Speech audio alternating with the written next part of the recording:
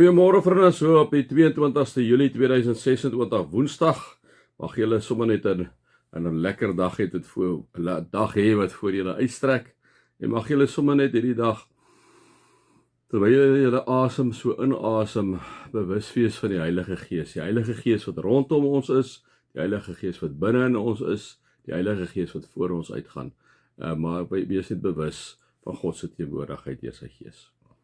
Kom ons raak net so vir 'n wyle stil.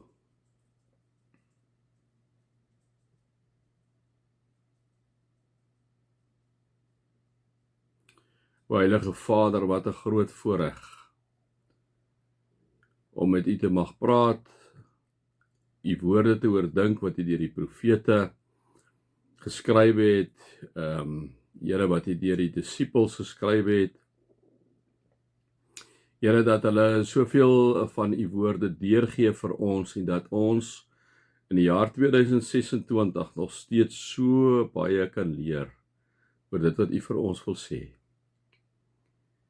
Here, alhoewel ons die Bybel wat U vir ons gegee het baie oud is, is dit nog so relevant vir die dag van vandag.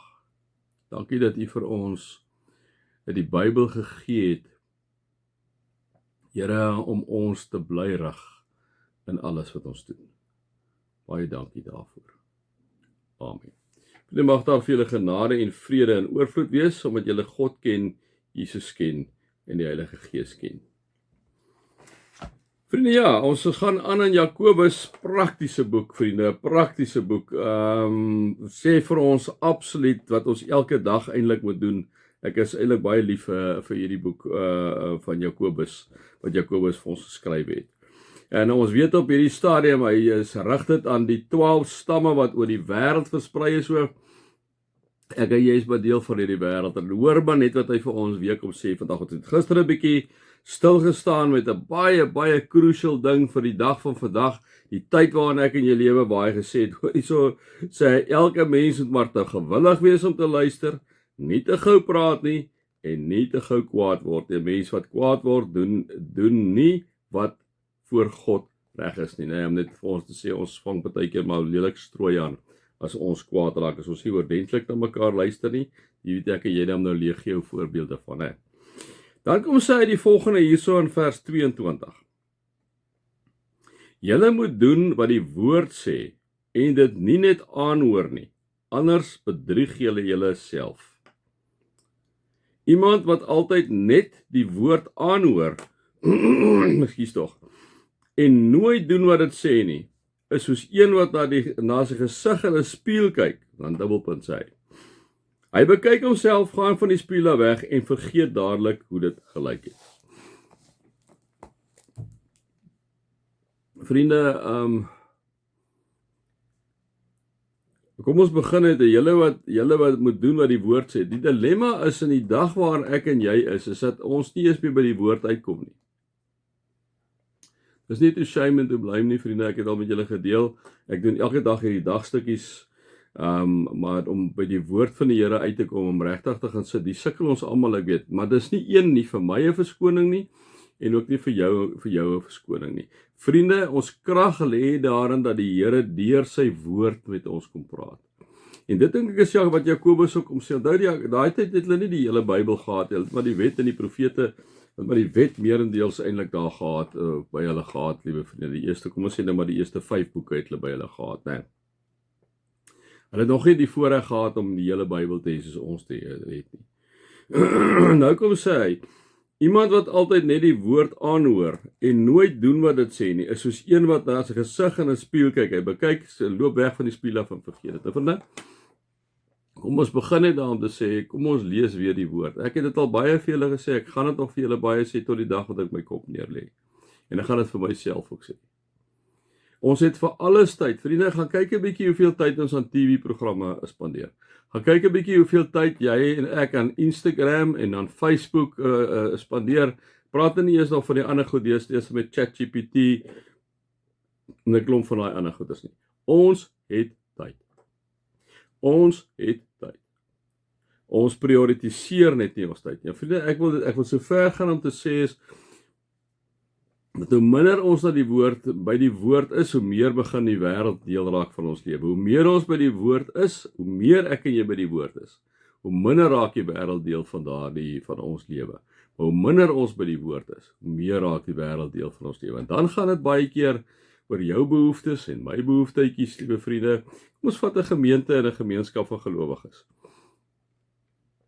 Wanneer ek byvoorbeeld vir julle vra om wil julle nie betrokke raak hier en wil julle nie betrokke daar nie, of enige iemand wil dit sê, nee, vir jou vra.